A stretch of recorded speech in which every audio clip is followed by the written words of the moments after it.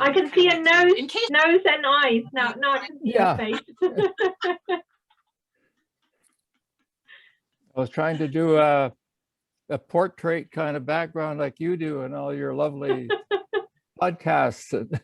Oh, thank you. Have you been watching them?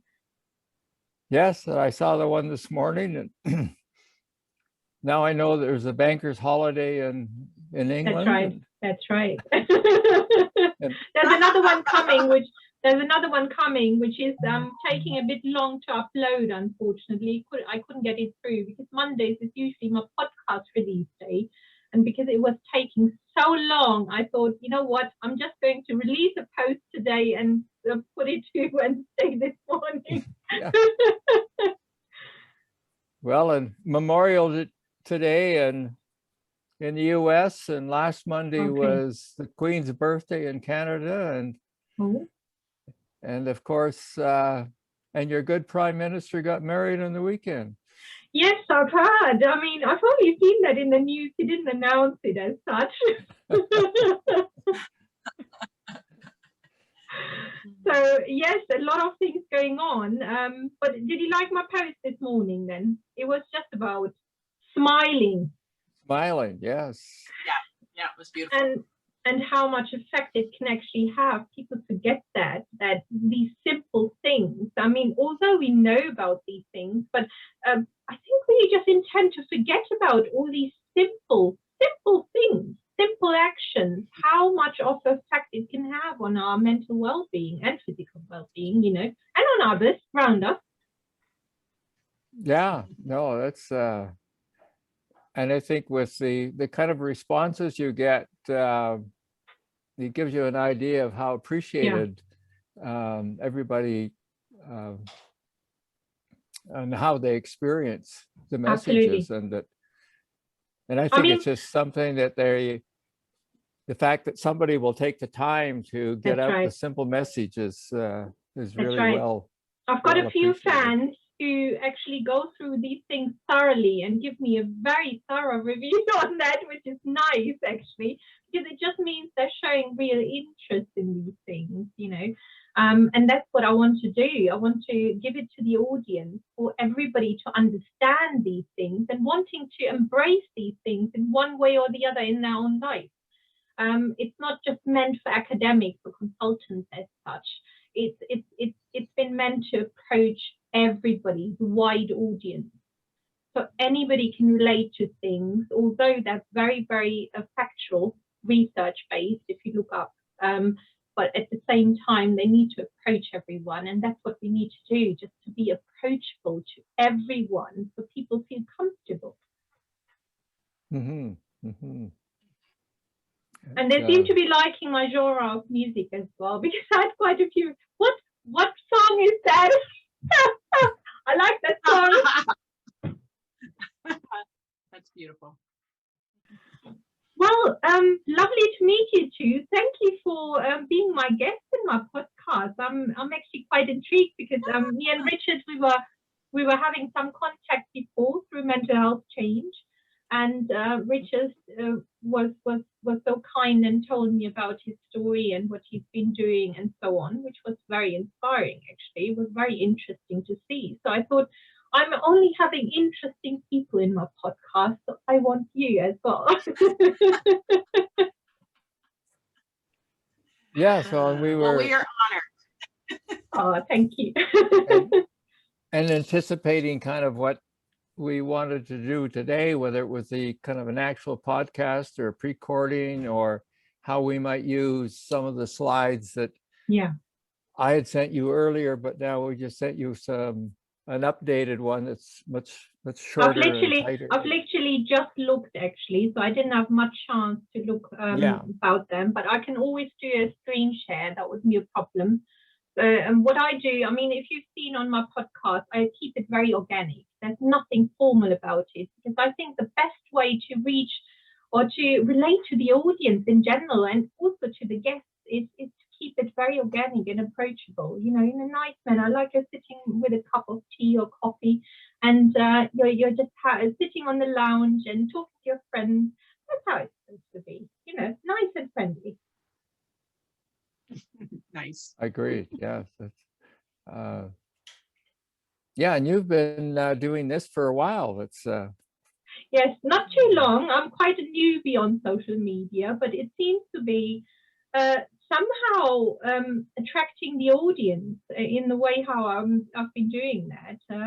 Because I just wanted to create a new wave of presenting things, just to soften things rather than being this stiff up self and being the therapist and dictating things and explaining things in a way. They're all very research based, everything I talk about, but they're made in a fun way. And that's what I wanted to put across, because I have a very, very fun nature. I'm an empath, but I like to have fun. I just like to present it in a way where somebody just feels comfortable. And it seems like the audience seems to be liking that. They're catching on the things and they're reading my things as well. Some of them just like my videos and my dance moves, which is fine if it makes them happy. If it makes them happy, hey, that's what I want to achieve, positive mental health. But it all well, that's it. And and there's to say the different journeys, and fascinating with when I first read, I guess, or heard you talk about being born in Pakistan, growing up in Germany, and all the work that you did in sort of the diplomatic types of circles, and then came to psychology and mental health, and certainly our journeys are not quite like that, but it's they're also sort of unique and have crossed a number of different kinds of pathways, and everything. I think everything merges to each other, and the good thing about social media nowadays is you can reach such wide audience and you can make great friends all around the world. We wouldn't be able to do that 10-15 years ago, and it's so fascinating to see that how you can connect to people throughout the globe. It's beautiful, and I'm enjoying that, because how would I have met such wonderful people otherwise unless I go to specific fairs or specific conferences as such, Right. So it's a very different, organic way to meet up with people and create new connections. I mean, I'm very kind of open in that way anyway, because as you know, I'm multilingual. And being a multilingualist, you don't just learn the languages, you learn the culture, you learn the country, you learn behavioral differences, you learn their attitudes, and not just in the country itself, but also in the different areas. Someone from the north could act a very different way or behave a very different way than someone from the south, for instance.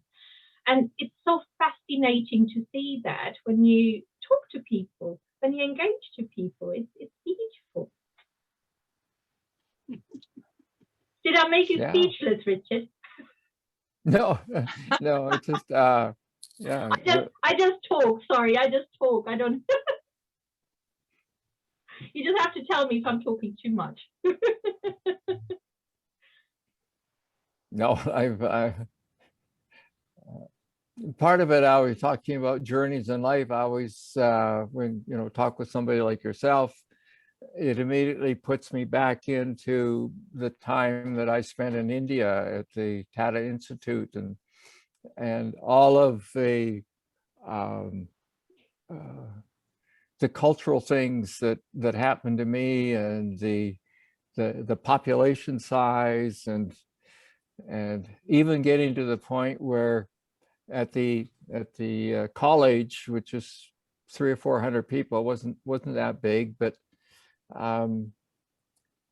I still have this vivid image of when some Northerners came to visit, the blue-eyed blondes from Norway, and I still remember myself saying, "Who are those strange-looking white people?"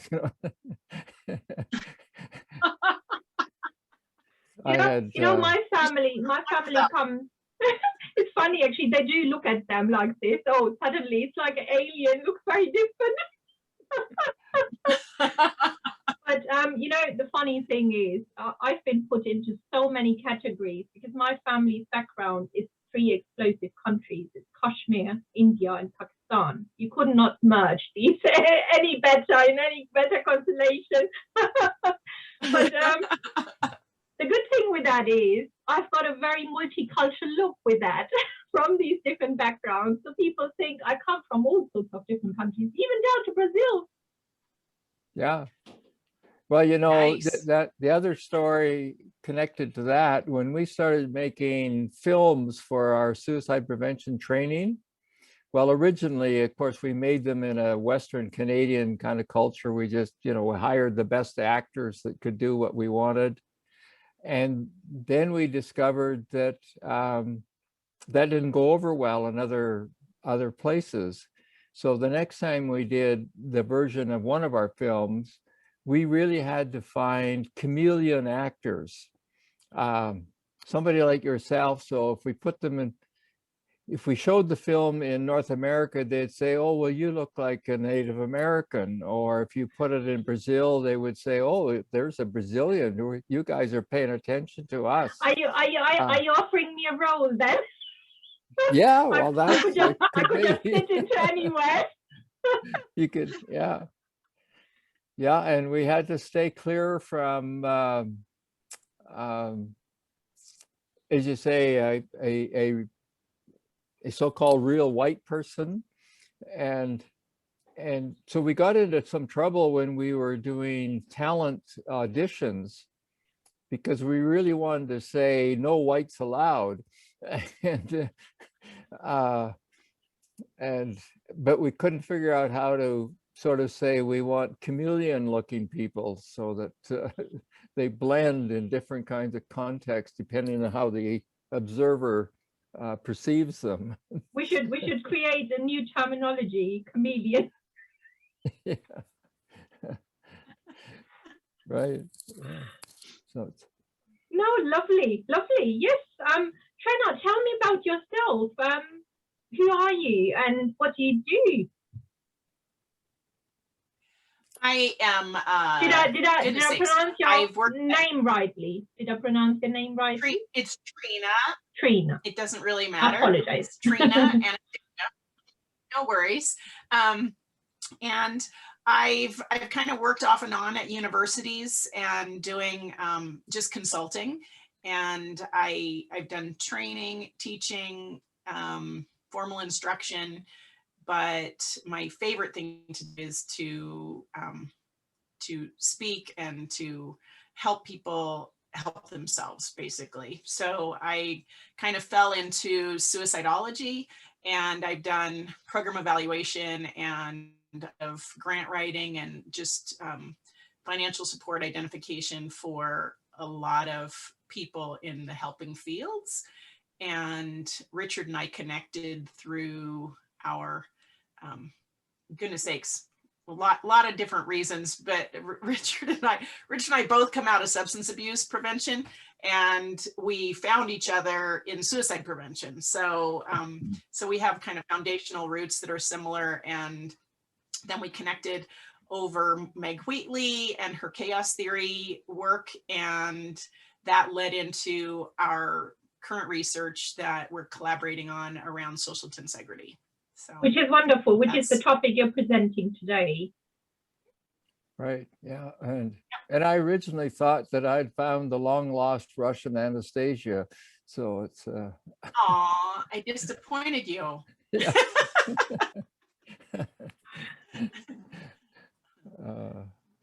Well, I see that as a compliment. It's nice. Oh, you know, Russians are pretty ladies. Especially the ladies, Yeah. they can be very pretty. So it's a very good compliment. Unfortunately, I can't go as a Russian. I think that would go too far with my comedian business. Yeah. Yeah. Chameleon limitations. Yeah, mutations, absolutely. I just got a suntan, you know, that's where it came from. Just joking. Yeah. Yes. Dear. No, wonderful. Sorry, I'm quite funny as well, so you must not take everything serious. I said. I think I've got a little bit of a delay on my talking, and so I'm hesitant to interrupt you. So I apologize if I do interrupt your process. But Oh no, I no, think you you're quite don't. funny You too. don't. Thank you. Enjoying it. Which is good. You got to have a laugh. Would you Mhm. like to share? Would you like me to share the screen then for you, Richard? Do you want to start, or do you want to say something else first? No, I was just sort of warming us.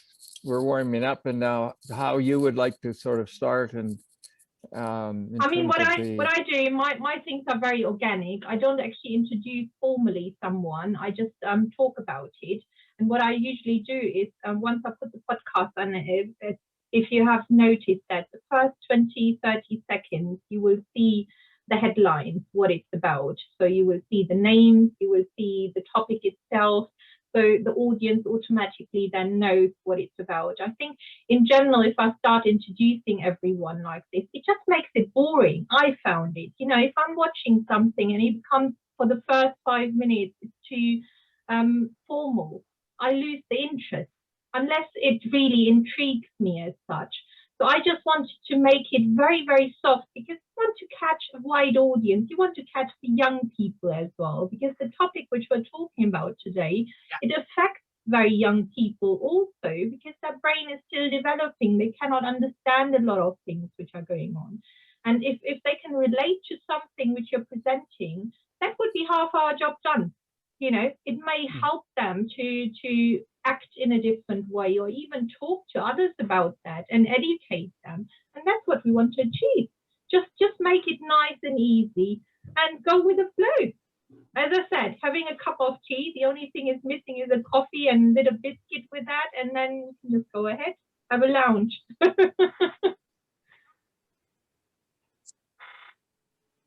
yeah, well, that's So, Richard, do you want to manage the slides, or do you want her to share with me so that I can run the slides from here? What I would do, I go on multiple participants can share simultaneously, and then both of you can decide. I think it should have gone through now. Yes, it should work now.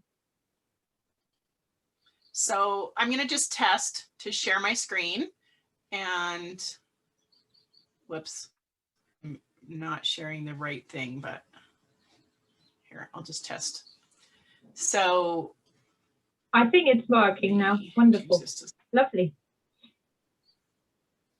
So, okay, there we go.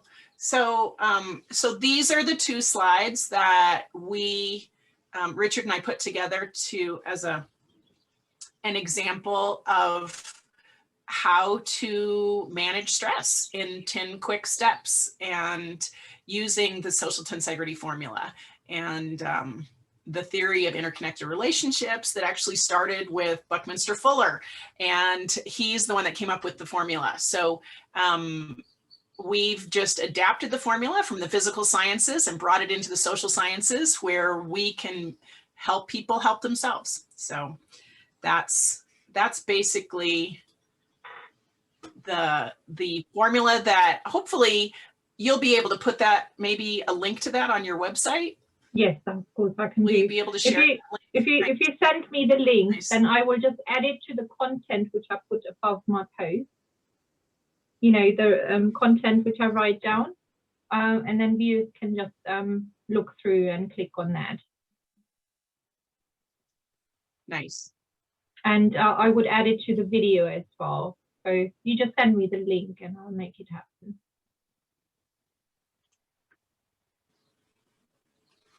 So do you want to talk about the formula itself a bit more in detail? So sure. Richard, do you want me to share and you can talk about it, or? Well, yeah, I was thinking that you shared, and even if you talk a little bit about I think Richard is still overwhelmed in India. Like, I can see it in his face. I most probably have brought back a lot of vivid memories.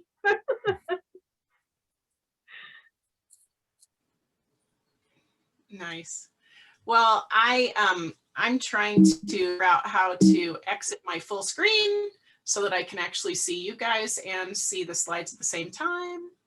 If you go on the escape button, the top left on your keyboard. There you go. But that took us out of slideshow mode.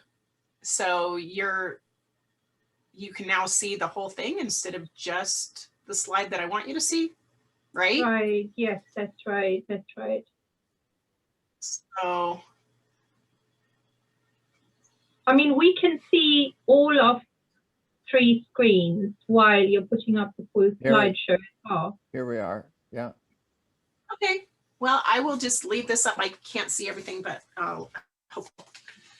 So, what Richard Ramsay and I are here to talk to you about today is the concept of using social tensegrity to introduce the interconnected relationships that are critical in understanding your own self-care. And basically, Richard can talk as he needs to, but I just want to introduce to you the 4 core components that make up a simple system of you as an individual. And those components are you, the individuals and supports, family, friends that are in your life, the resources and the resources that you have access to, which would be things like your work, health services, educational institutions, grocery stores, whatever resources that you have in your daily life, healthcare, water access, whatever it is that you have that are resources need to survive and thrive. And then validators, which are things like our belief systems, our customs, the norms, values, principles that we find as important as we are trying to figure out what our self-care might look like. So we've outlined these 4 components, and then Richard has taken the Buckminster-Fuller formula for physical sciences tensegrity and translated that into social sciences tensegrity, so that we've identified these 4 different components. And the formula then requires that we figure out how busy are we in each of these different sectors to help us understand just how many relationships there are. So the numbers we're going to be throwing out are 4s and 6s, and there's 6 relationships and 4 components to any simple system. So the relationships we'll get into a little bit more in a little.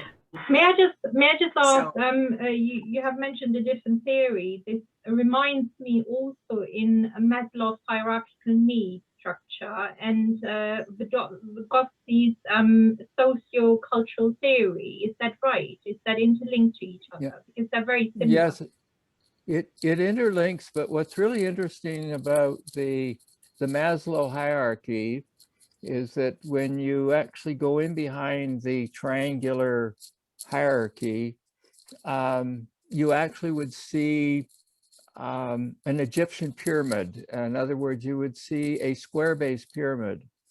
And the limitation of that is that you have to fulfill one to go up, where yours are interlinked. Yeah, it only stands one way. Yeah. And what about the it only has one hierarchy, and what we're using is a triangle-based pyramid, and it has multiple hierarchies, so you can move it around. And so right. I could be the authority, if you want, on one issue, and then we can change it, and you would be the authority, change it again, right. and Trina would be the authority. And every time you change it, there is a triangle base, so it's freestanding, it's stable, and so it can be dominated. It can be dominated from either way, where the other one could not, unless it's fulfilled. And that's similar to the sorry, it's such a tongue breaker, this name. Godfrey, sorry, sociocultural theory. It's Vygotsky. Have you heard of him? No. So it's a circle. It's very similar to what you're presenting, but it only goes outward. So you would have the child there, and you have the micro circle, then you have the medium circle, and you have the macro circle, and all of these are interlinked to each other. But however, it just goes one way or out as such, and doesn't interlink to each other like you're presenting. Yeah, I call that socio-ecological theory, where you've got the center person in the middle, and then there's concentric circles that go out around them, and kind of embrace them culturally. One of the things we'll talk about when we get into how do you use the 10 steps to initiate your own self-care is we will talk about identifying those supports that are in that inner circle and just in the immediate outer circle, and not identifying supports that are way, way out from you that make it much more difficult for you to manage those relationships. So I think this one is then more relatable to the Godfrey's, I can't speak it out, this word, this name, sociocultural theory. If you look up, you will understand what I'm talking about. Well, there are two other things that are kind of interesting is that when I first learned about the holistic system and it had to have a minimum of 4, I was coming from a world of working with 3s. And so in social work, as an example, we had the helper and the person and the environment that the person was in. And so when I learned about holistic having to have 4, I said, well, what's the 4th? And eventually, I won't go through the whole story, but what I discovered was the 4th had to do with the value system. And then when I learned more about the value system, I translated that into the word of validator, because it's a big house. It houses, as Trena said, your customs, your beliefs, your attitudes, your laws maybe, and they can be central validators that are must, you know, thou shalt not kill kind of thing. And there are others that are relative in the sense that I have freedom of speech, so I can, we can share different opinions, and there's, you know, you have the right to that. But then we just kind of discovered that those validators drive you, govern you, but they also govern the family that is close to you or friends, and they also govern those resources, the way the workplace treats you, the way the society around you treats you as a man or a woman, or as a different sexual orientation or color. You're talking about social identity then. So you're using the term validators, but it's actually about social identity. And it's about how different facets of our social cultural system govern us. So my belief will govern me in a certain way, but the belief that my workplace has will govern how they treat me. Yeah. And my belief will govern how I treat the workplace. Yeah. And one example I've often used is that if I think I can dress the way I want, or even in today's culture, wear whatever piercings that I want, the workplace shouldn't be concerned about that. They should just be concerned about the talent or the skill that I bring to the workplace. But if the workplace has a dress code that says you have to have shirt and tie and so forth, and it says that I can't hire you unless you dress properly, And they might even get to the point of saying, and I can't hire you if you um, um, have those Do piercings. Um, do or not fit the identity of the group. right. So now you got a relationship difficulty between the workplace and the talented employee, and somebody's got to give. And so I have to either decide to do what the workplace wants me to do, or the workplace has to decide to make me the exception of the dress code, let's say. Yeah. Or we figure out a way to adjust our respective validators so they then start to come into harmony. And so the other thing that happened was learning about tensegrity. And when I learned about it in the physical world, I learned that I understood a suspension bridge that has columns and cables. And I learned about the physical body with bones and ligaments. And they're called tension and compression. Right. So then I wondered, well, how does that work in our own personal lives, our social lives? Am I compression? And what's going on between the three of us is tension. It's the relationship, and it's important. And so what Trena and I have been working on is the idea of social compression, which would be the people or the systems or the norms, social norms. Yeah, and the tension is the relationships that are always considered so important in social contexts. And so those they're always in and out, up and down. There's a dynamic sort of exchange going on all the time. It's not static. And so that's why we wanted to talk about social tensegrity in terms of how it applies to our own personal lives and in today's times, both with COVID and other stresses, how it affects our own self-care.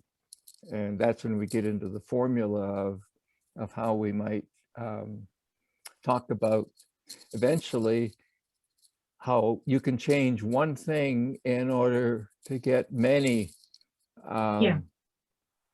improvements, let's say, or adjustments. Yeah. That is a very interesting point you're making. So what is your aim? Are you targeting a specific group in that way? Are you going to schools, universities, workplaces? What are you thinking to do with that formula? Trena.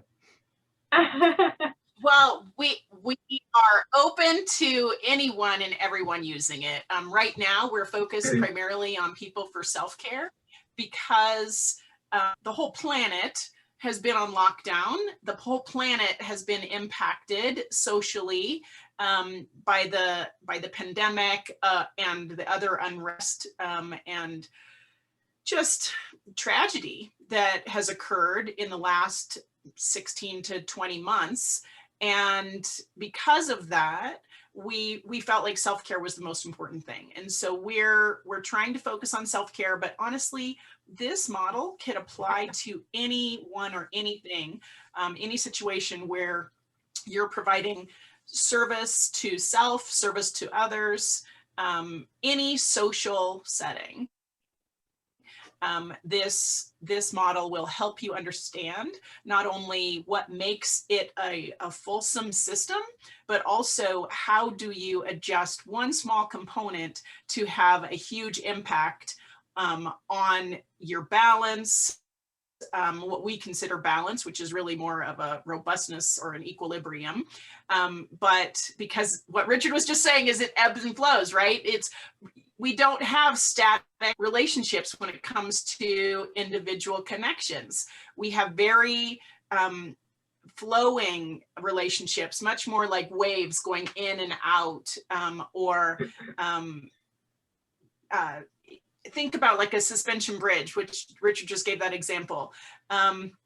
for those of you who are familiar with the Tacoma Bridge, that was one of the initial suspension bridges that collapsed because it had too much, not the tension compression was not accurate and or not set up properly. And so when the wind started blowing, it swayed too much and it actually flipped over and collapsed, right? So what we need in our lives is enough tension, enough compression that we can blow with the wind, we can move as we need to with other individuals in our lives, and contract when we need to and move in when we need to provide support for people, and yet not flip over in the wind, right? It's about the right just balance. Collapse. It's about the right balance and Absolutely. the flexibility. I think it's a very Richard, do you want to talk a little bit about balance? Because one of the things we had talked about as we were preparing for this was really, it is balance. That's what the word people know, but it's really not.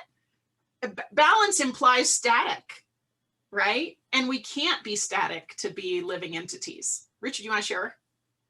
Well, this is where it comes in with another theory from the science world, which is the chaos theory. Yeah. And chaos theory has taught me that there are different kinds of equilibrium and that are different than just the balancing of equal forces on the inside and the outside. There's actually, it goes all the way from ultimate equilibrium, which is the flat line on a heart monitor, in other words, you're dead, to something that's referred to as close to equilibrium, which is still very difficult kind of conditions in life, to near equilibrium, where you are under somebody's central control, all the way out to what they call far from equilibrium, which is very robust. It has lots of stretch and fold in it, so that when you are ready to go out and solve the problems of the world, and you have that kind of energy, well, then that's allowed. But when you have to come home and rest and, don't talk to me for 2 days, there is that possibility. So it's instead of having what people often refer to as a healthy balance in life, we're talking about having a healthy robustness. Stability. And stability and flexibility together, just like the suspension bridge. You have the compression and the tension working well together. So you have stability and stretch. and you bring those together, and that's part of what is kind of healthy self-care. Right. You're trying to get to a healthy robustness. Yeah. And sometimes that's internal. I learned to get into rhythm with my my personal health or my personal inner being, and sometimes it's external connection, so that I can't do it all by myself. I need your help at times. I need the space to go out and just spend private time in the forest or by the side of the river. But I have to have access to that kind of resource. So that's kind of the mental health combination that we're talking about in terms of. So if I rightly understand that, you're talking about a person-centered individual kind of theory as such, which you're developing, which has all these different options of flexibility, balance, robustness, stability, all these elements included, which can entwine with each other. So you can go in and out of these things whenever you wish or want to or need to, and can leave one element from the other, but can also connect to each other. Is that right? Yes, That's correct. So everything works in harmony together. Yes, and that there's permission for people, instead of feeling like they have to achieve this unachievable balance, which to us would be static. It's, I mean, you don't, if you've got two, like a scale where both things are in perfect balance, they sit there in perfect balance and they never move. That's not living, right? That's not the robustness of a healthy life, where, yeah, somebody's going to jump off the scale, or there's going to be another person added to your life, and you're going to have to figure out how to create some kind of ebb and flow and equilibrium with that, rather than trying to seek this kind of perfect static state. And to us, balance is, one, it's an unachievable goal, and it adds extra stress to people who hear that word. Oh my gosh, my life balance, my work-life balance, my children life balance, my whatever, right? So they're constantly worrying about maintaining some kind of static state when that's not even living. I think what you're mentioning. Yeah, sorry. No, we're just arguing against the idea that balance is the goal, right? Like, it's not, balance is not the goal. It shouldn't be the goal, because it implies that we shouldn't be living, that we should be static, and we're not. I think what you're referring to as such is the generic meaning of balance. I'm trying to stay away from that, which I can hear from you two as well, both of you, that when you take on generic terms and generic diagnoses, you can only take them on to an extent, just to identify something, and then you have all these various facets which go along with that, because we are all individual human beings. So we have to have our own balance. We have to have our own flexibility, what works for us. I mean, a little sample which I can give you is like my 17-year-old son.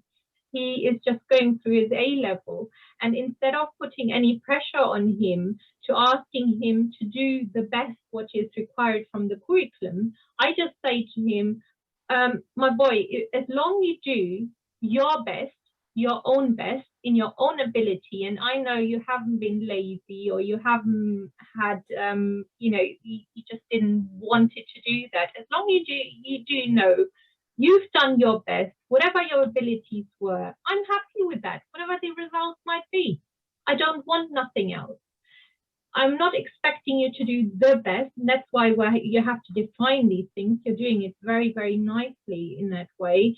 Instead of asking people to do the best, which is then the generic balance, do your best. Mm-hmm. Yeah, that's the... And that's why you're taking the pressure off, because that person will actually analyze what they're capable of doing for themselves without comparing it to any other elements or to any generic things or to any other person. They will just start introspectively comparing their own abilities and finding out what they can do, what they can explore with that. Yeah, I think that's, I mean, that the discussion can go in so many different ways. One of them, coming back to the connection with India or Pakistan or that part of the world, takes you to the British East Company years and years ago, and a man by the name of Thomas Malthus, who said that there's not enough to go around, and so there's always going to be scarcity. And so he really created the idea that in order to live, to be alive, to live on this planet, you have to earn your living. Yeah. And so it was almost like you don't have a right to live just because you want to do your best. You have to live by somebody else's definition of what earning a living means. And I mean, that's the easy way to create a hierarchical structure. that is what the aim was. There was no other means than to create a hierarchical structure where they could have enough workforce to work for them as they wanted to. Otherwise, it doesn't have no means, because we're so different in our thought process. We could be so similar, but we are very different because we have different brains, we have different understanding, we have different intellect, we have different mindset, we have different attitudes. Everything is different. And that's when it created the idea that it actually again created that hierarchy, a bit like the Maslow one. And then it started to translate into deserving and non-deserving people. And then you get into the labeling, and then you get into the work of the physicist David Bohm, and you have a divided worldview or an undivided worldview, but you have fragmentation that is occurring. So it then surfaces what we have been talking about is in the validator area, it surfaces all the isms, the racism, the individualism, everything that then gets turned into a way of shutting you down or forcing you to live to somebody else's standards. Like, I mean, when you do what, as you say, you were doing or are doing with your son, it's like saying you find the robust, if you want, balance in your life that works for you. And he doesn't have to work for you, Mom, or he doesn't have to necessarily work for a particular kind of workplace expectation. No, that's absolutely. I mean, I work, that's my expertise anyway, to find or to encourage somebody, to empower somebody to get to that best potential. And I'm talking about their own best potential. So whatever lies inside them, whatever things are holding them back, wherever it's their childhood, wherever it's their anxiety, wherever it's their thought process, wherever it could be at work, it could be relationships, anything. Try to interlink with each other and find actually reasons what is holding somebody back to fulfill their own potential. And somebody just want to find love, for instance, you know, but don't know why they're failing in relationships. Or others want to pursue a sports career and don't know how to get further with that because something is blocking them. So my aim, and that's what I'm trying to focus myself on, is to unblock your mind. Explore your mind. Yes, our mind is so fascinating. That's what it is. We're forgetting often. We're comparing ourselves to others all the time, to social norms, as you're saying, and forgetting actually what is inside us. You know, what kind of abilities, superheroes inside us. We just have to explore them. It's like a big universe. We just have to unfold these things. Well, and it links to another, when you talked about empowerment, it always connects to me to the little prefix co, and in this Buckminster Fuller language, he would call that a trim tab on a rudder. And what it means is that the prefix co, which means cooperation, collaboration, really brings out the co-empowerment. So it's like in empowering somebody else, you're also empowering you. So it's together, the co kind of empowerment. And that's Trena and I have talked about that in terms of the sometimes it's just you doing what is important to you, but other times it's the you in partnership with somebody else. So whether you're seeking help or being willing to receive help, it's the nature of that tensegrity really is what it is again. It's no, absolutely. I mean, what you're touching upon is similar to Freud's Freudian theory about the superego, the ego, and the id. You know, they interlink with each other. In this way, it's another person who would work together with you, where you show your strengths, the other time the other one shows their needs and strengths, and that's how you work with each other.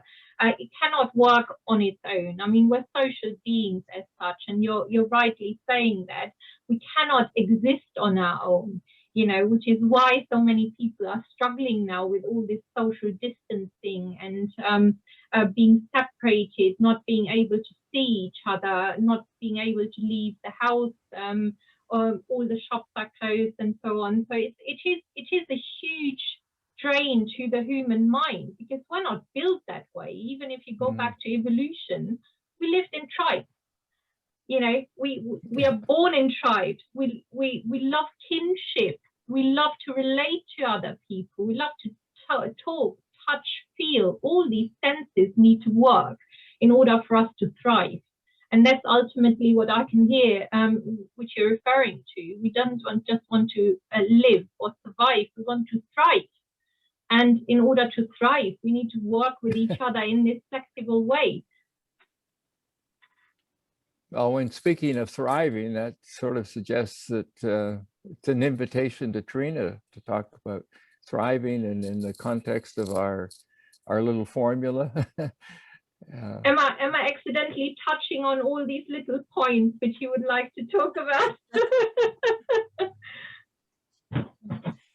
So I will quickly share the screen again, because I think that it might be helpful for us to kind of use this as an interlude into helping people learn how to tangibly recognize why their stress may be high and how they can make one small change to impact that in a great way. And so the formula that Richard has come up with is it's mathematical, it's scientific, it's proven, and it really will help people help themselves. And so let me really quick share my screen. Lovely. And I'm just going to run you through a few slides really quickly. And this is the slide that we already showed you. It just talks about the 4 components. This is another example of that slide. And if you go to the website here, we will have a copy of this on the website for you to download. And this is just an example of what Richard was talking about, how this is a 3-dimensional thing.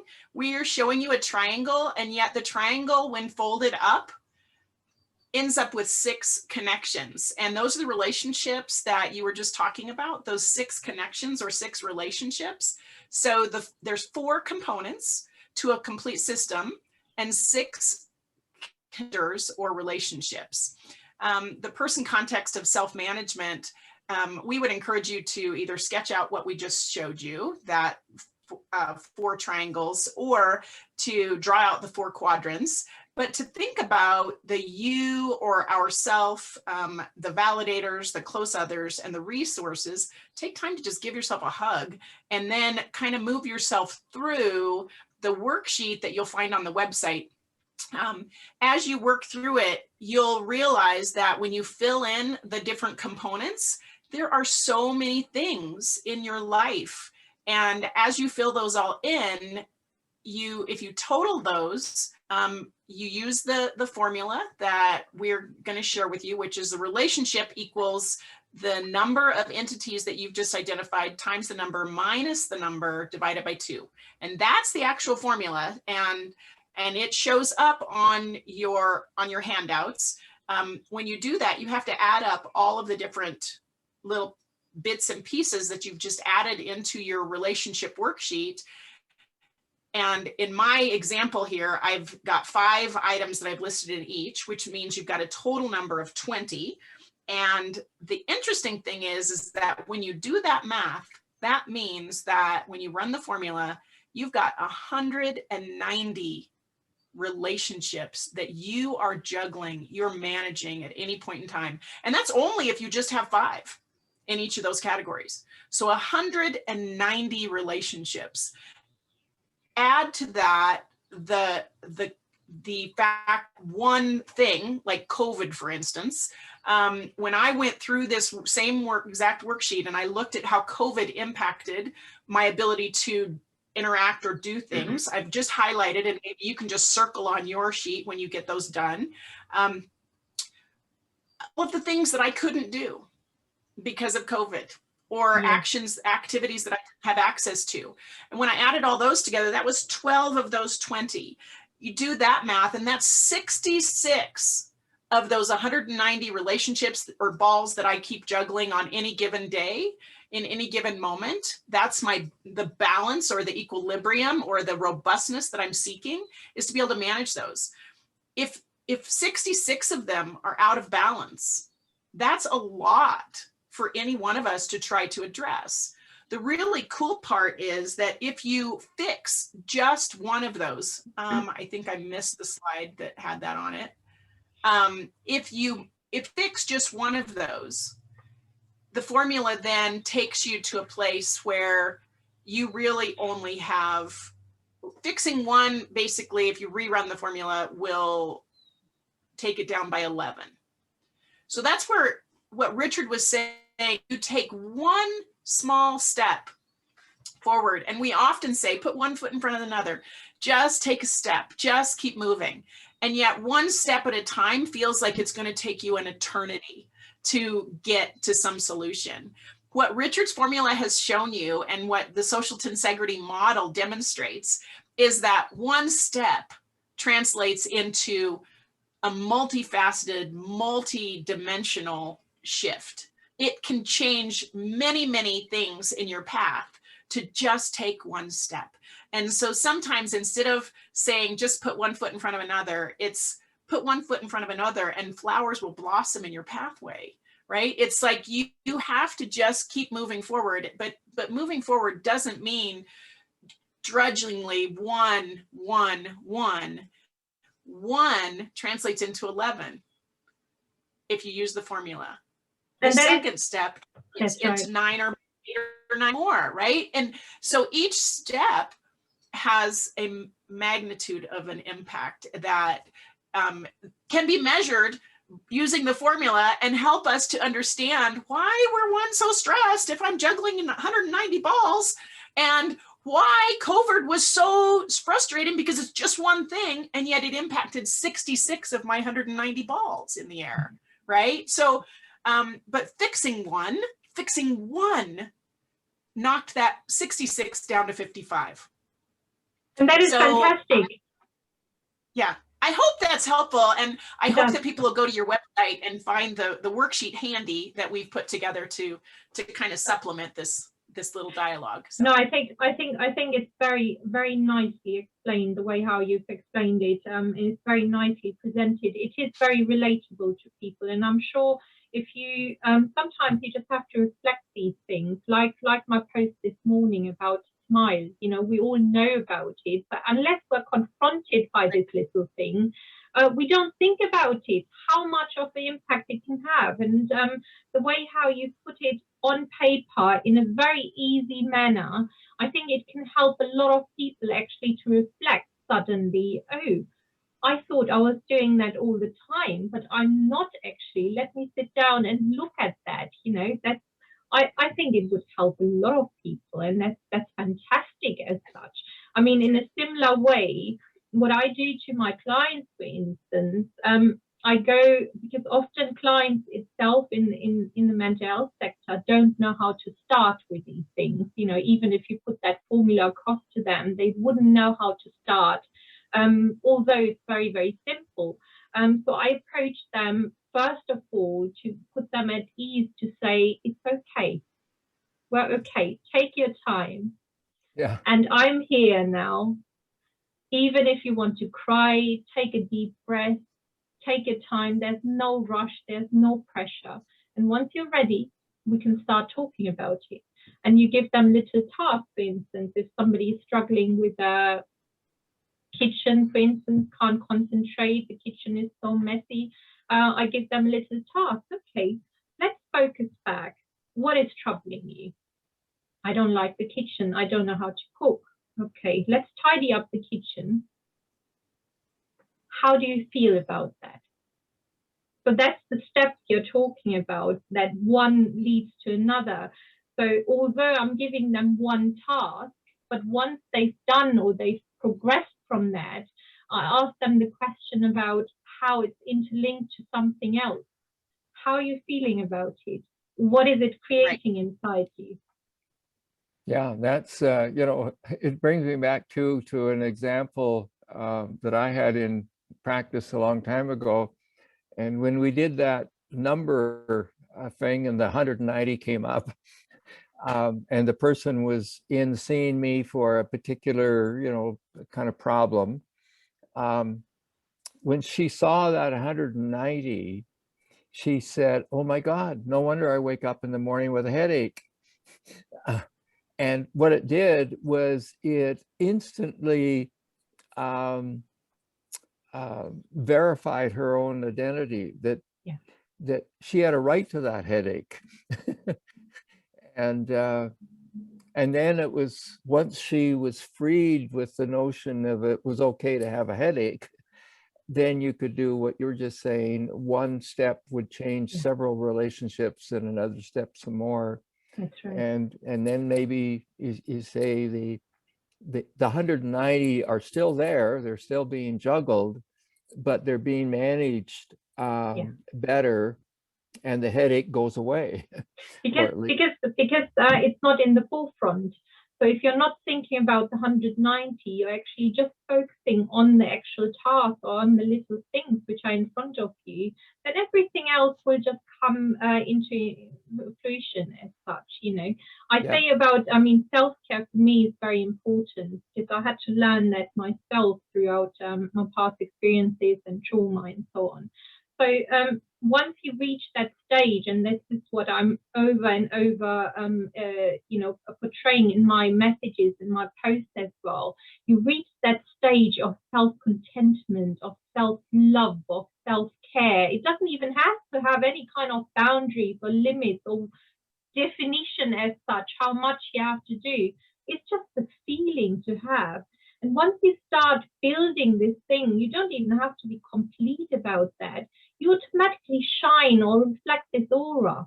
You know, you don't have to do anything about that. You become calmer, you become, I don't know, friendlier, happier, joyful, at peace. Everything about it just flourishes, and it just increases automatically without you having to work for that. It just starts with one little thing, and it just explodes. Yeah, and that's why we think that when you bring in the little formula, and it's once you get past the idea that I don't do math, but it's a simple formula, and it allows you to measure a little bit the changes in terms of how many things you are dealing with, because you can do the count on different days, and the numbers might change, and then the relationships will change. But if you keep doing that, it's almost like getting on the scale every day to see whether or not, you know, your weight has changed. It allows you to tell the difference between the number of changes that you're, or not the number of relationships that you are actually managing, and the number of relationships that are changing, that are improving. And so you can quantify it. So you can now bring the feeling part, the qualitative part, in with the quantitative, and you get those two working together in a very simple formula way. No, absolutely. And I think you should actually propose that to various therapy approaches as well, just to include these things for clients. I think it would be very interesting. It's nothing difficult to do. And if a therapist within the therapy session often can help the client going through this formula, that would just shift the focus of the client, you know, instead of not knowing where to start and what to do, this would just give them a little focus on concentrate on something which is quite easy and simple and to go to, and just fill feel out these little things which are maybe missing, and how they can rebalance these things and refocus on certain things, and how they can maybe remove other things which are not needed. I think it would be very interesting to talk to these approaches as such. Yeah. In addition to that, it helps for the individual to be able to pat themselves on the back for those changes. And when one pat on the back translates into 11, how much better do I feel? Like, I've just accomplished 11 things, not just one, right? And when I'm feeling really overwhelmed and frustrated, and maybe scared that I'm not going to be able to fulfill everything or accomplish everything that I've got in front of me, when I can see it, when I use the formula and I see how many things there are in the air, it validates me. It gives me permission to feel that. And that then empowers me to say, okay, but I can put one foot in front of another, and I can take one step, and that one step is going to translate into 11 plus different relationships that are all of a sudden under control. Something that you'd said earlier too was that those 190 things, or however many they are, for most of us, it's more, right? But a minimum of 190 is probably accurate to say for any one human.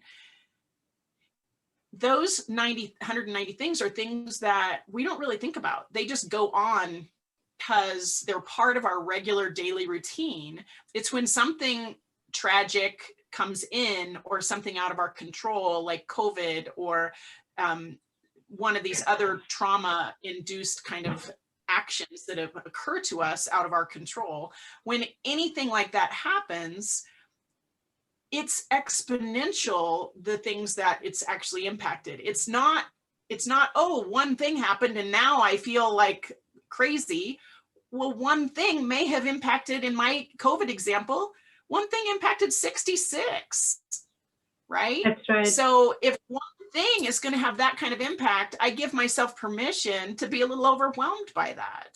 And instead of being mad at myself that that I'm not stronger, or holding myself up to this unrealistic expectation that I need to keep everything in balance and make sure that everything doesn't get out of balance, or I'm not a good mom, or I'm not a good grandma, or I'm not a good employee, or I'm not a good whatever, because I can't keep things in balance. Instead, I give myself permission to ebb and flow, to be in equilibrium, and to experience the waves going out and coming back in my life. And allowing that to happen gives me permission to be human and to just live, and not put that pressure of society's normalization of perfection on my shoulders as this heavy weight, right? It releases me from that.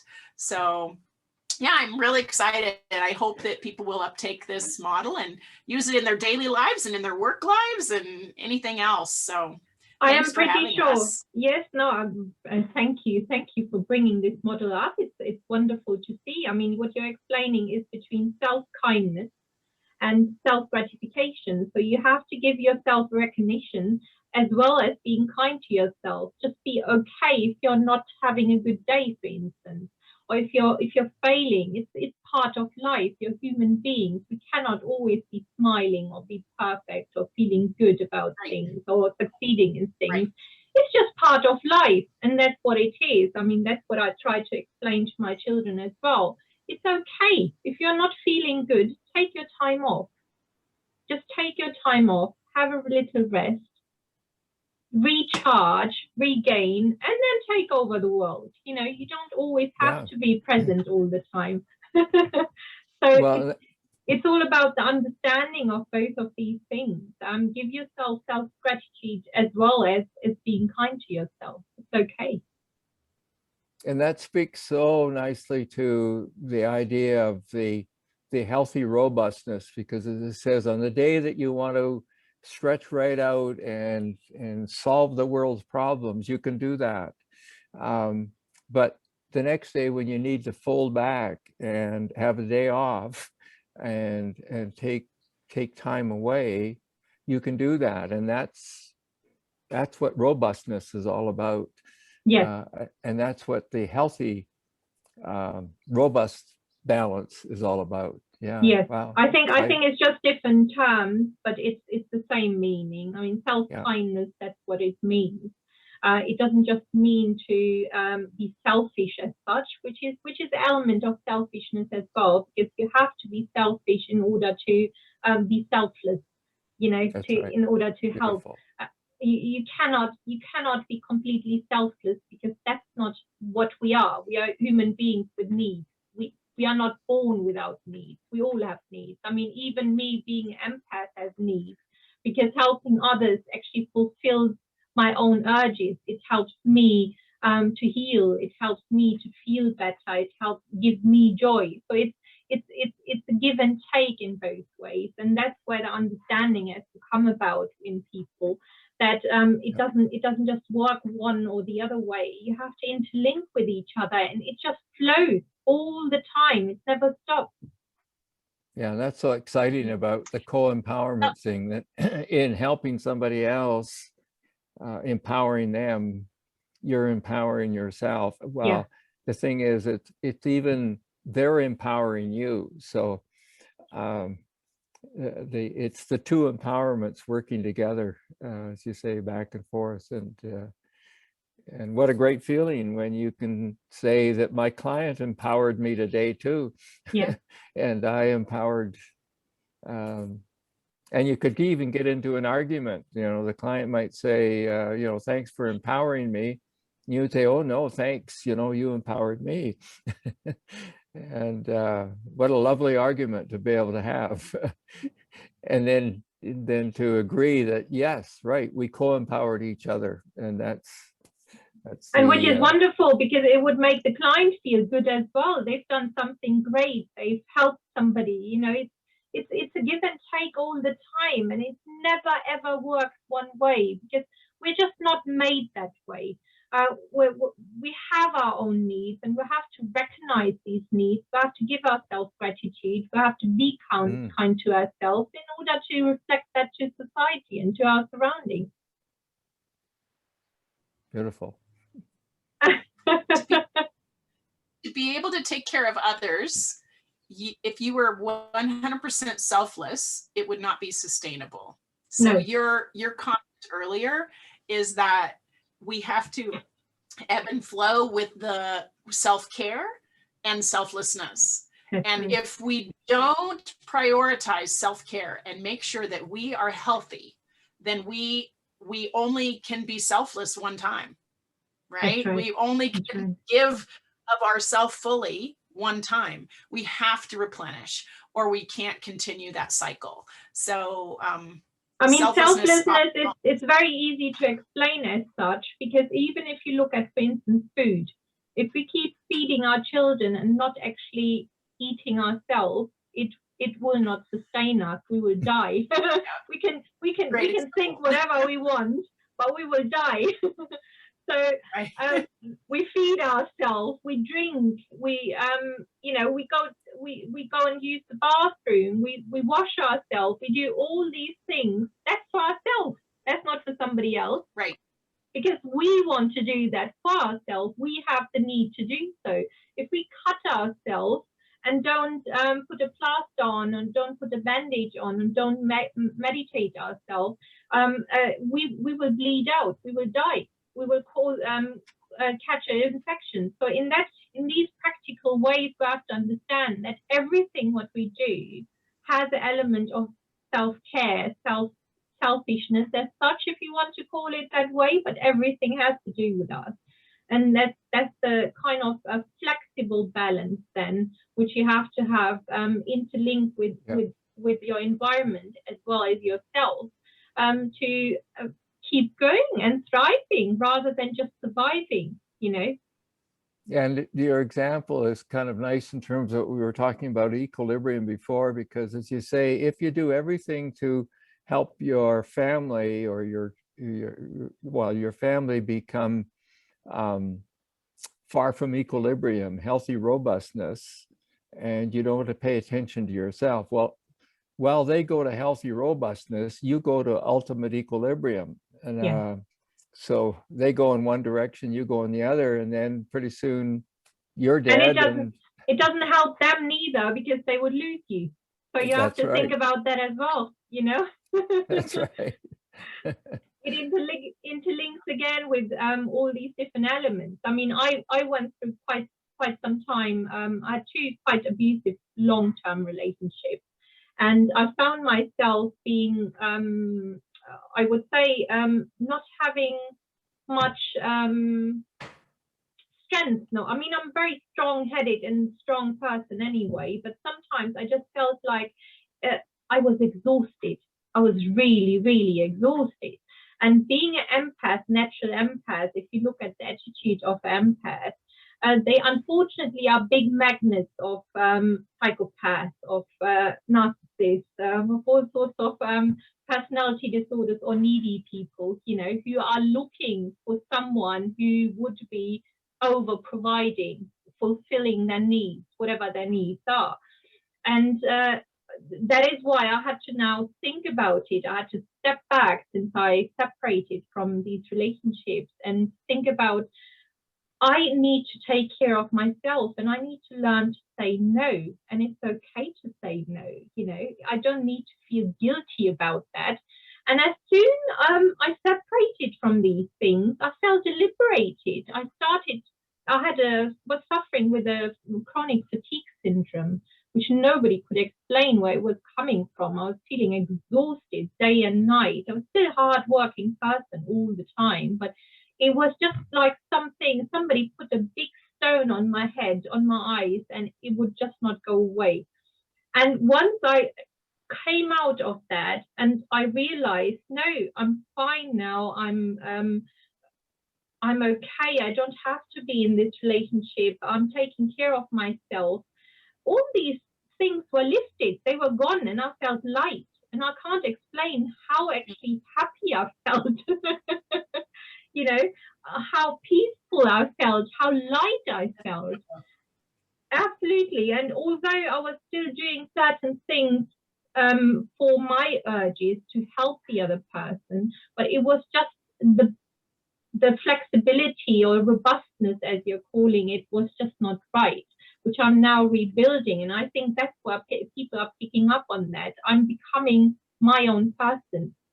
And I don't have to, you know, tell anyone. I think it's just, it just comes out in all these different posts, in all my messages. It just flourishes automatically. I don't have to do anything about that. Yes, there are thought process involved as well, how I'm putting these clips together with the right music and what I'm doing and so on. But at the same time, there's so many ideas which are coming out. There's so many things which I want to do.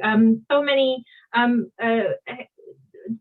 establishment or charities I'm engaging with, for instance, or the work I'm doing with mental health change.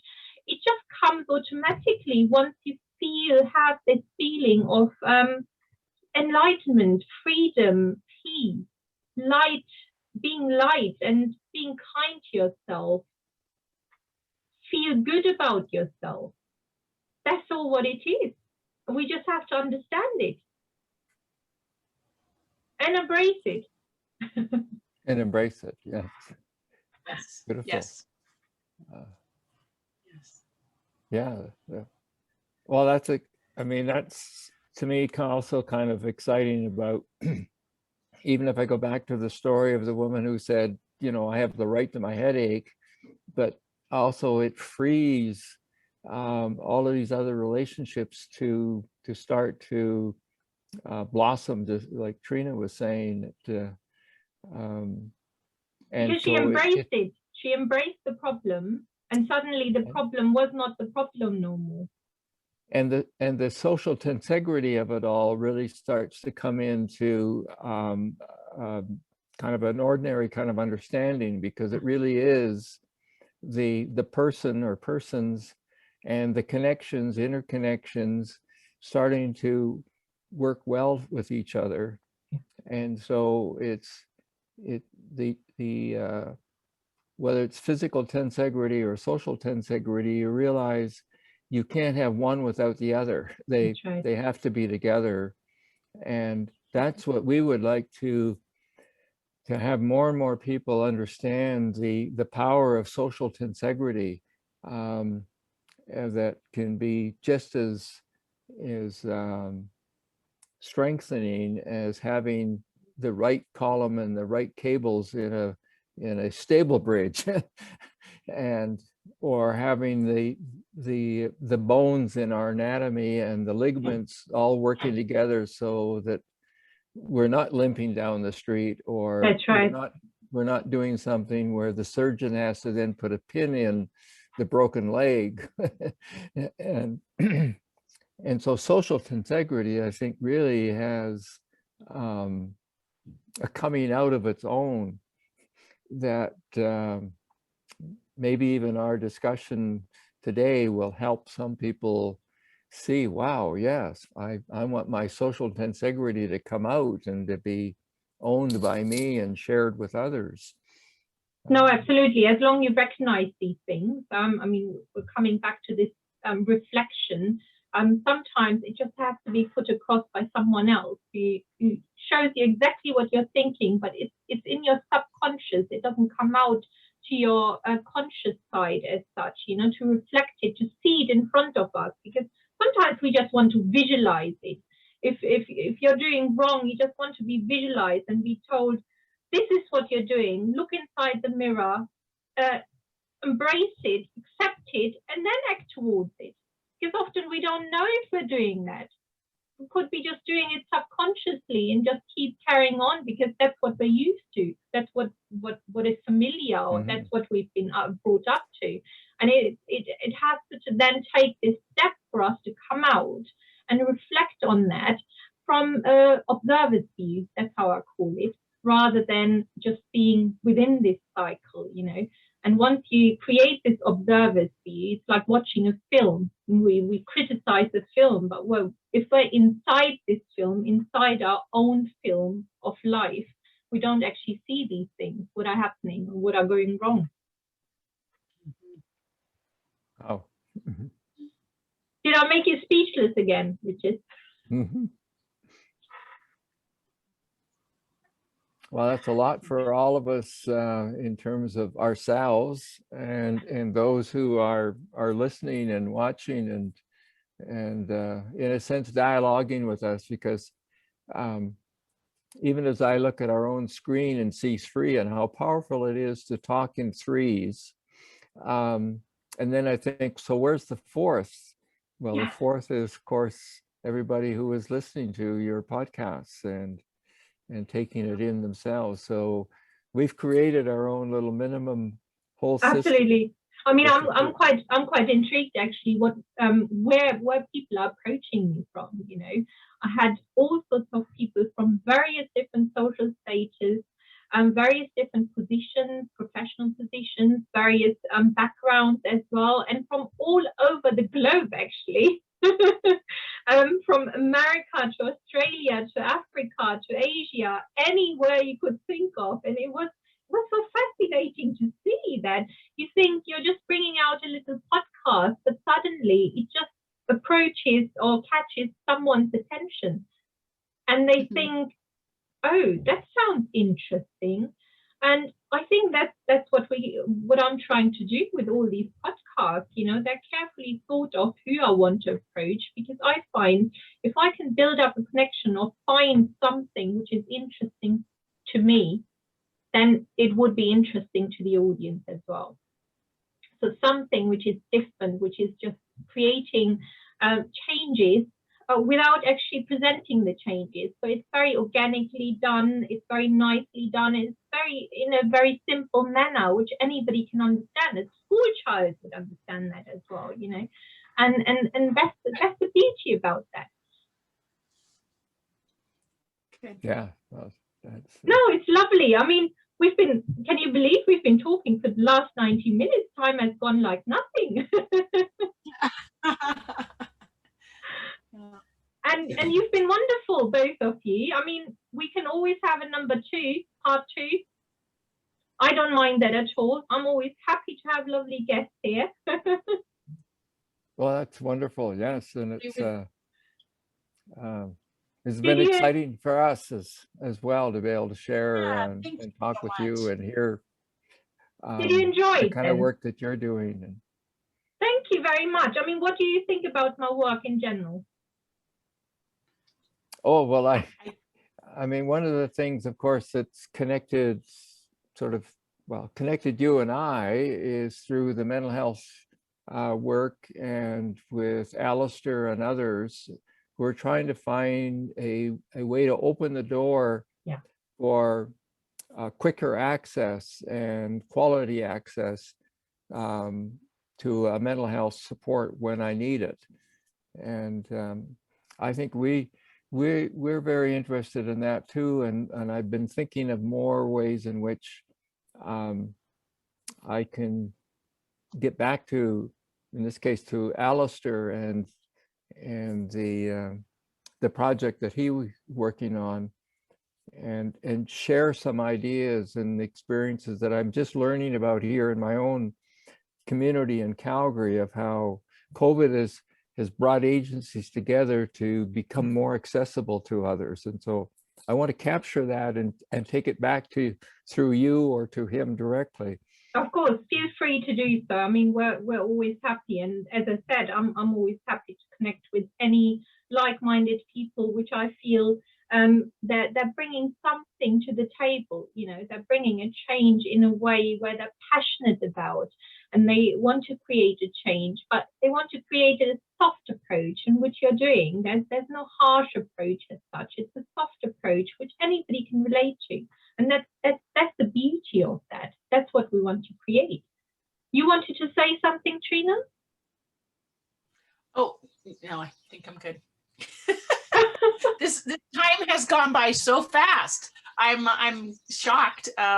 We winnowed down so that we would make sure that we didn't take too much of your time, but I appreciate your time immensely. Thank you for what you're doing. I love your positive attitude, and I think you're right that like-minded people attract each other, because I totally felt very welcome, felt very off, was not on guard at all, and I appreciate you making us feel so comfortable as we share this concept with people. And I would welcome additional conversations if that is helpful for you and for reaching your audience. So thank you. Oh, that's so wonderful. much. Thank you for your time, actually. Very, very much appreciated.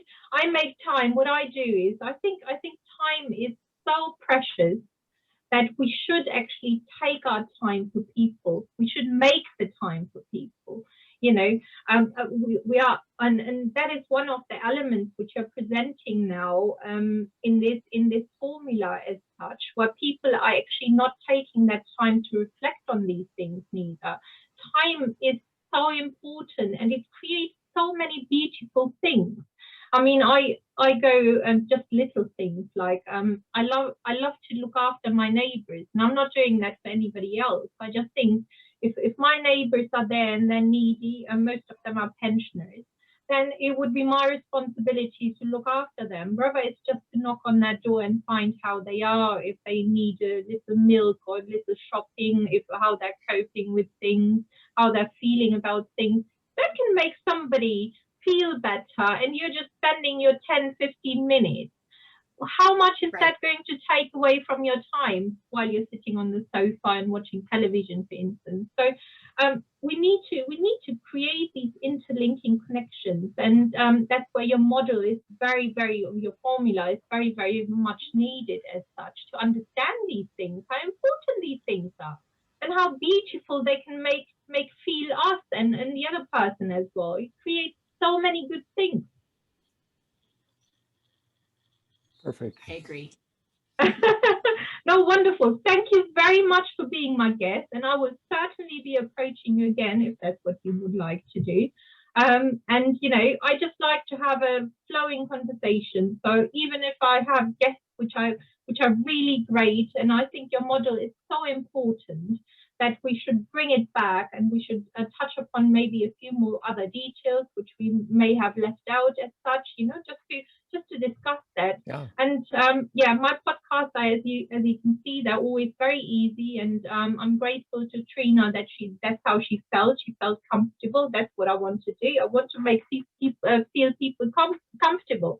That's what I do with my clients as well. I don't want to create a room or any kind of atmosphere where somebody thinks they have to act any different, because that's the worst thing to do. You cannot stay in these things if you're not yourself. Just be yourself. And if I can make you feel that way, then I feel privileged. It's nice. Yeah. Good. Well, Good. thank you. Thank you. Thank you. Thank you very much for your time. And I shall speak to you soon. I'll keep in touch. And you send me please the link so I can put it up to our audience and also add it to this podcast as well.